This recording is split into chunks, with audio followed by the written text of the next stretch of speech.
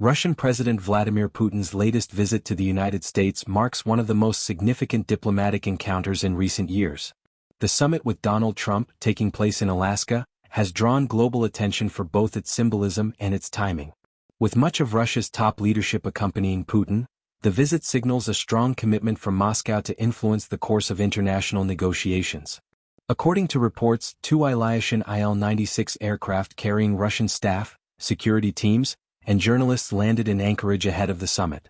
Putin himself is expected to meet Trump at Elmendorf Air Force Base, where the two leaders will begin private talks before expanding discussions to include their senior delegations.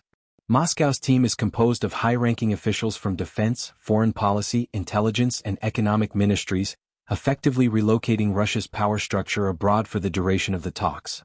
The agenda is expected to focus on three main issues: the war in Ukraine, U.S.-Russia economic relations, and arms control. For Moscow, this is a chance to break through Western isolation and present itself as a central player in global security.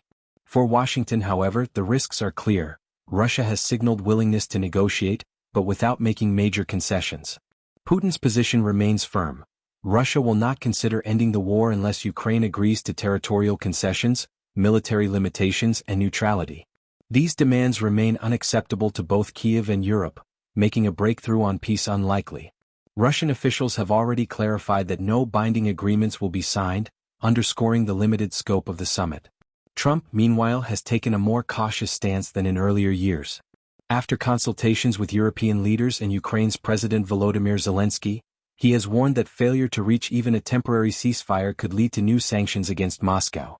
Analysts believe the chances of a meaningful agreement are low, but note that the meeting itself serves Russia's broader interests. By appearing at the table with an American president, Moscow undermines efforts to keep it isolated. This summit also has a wider context. While Russia seeks to reset relations with Washington, China is closely observing developments.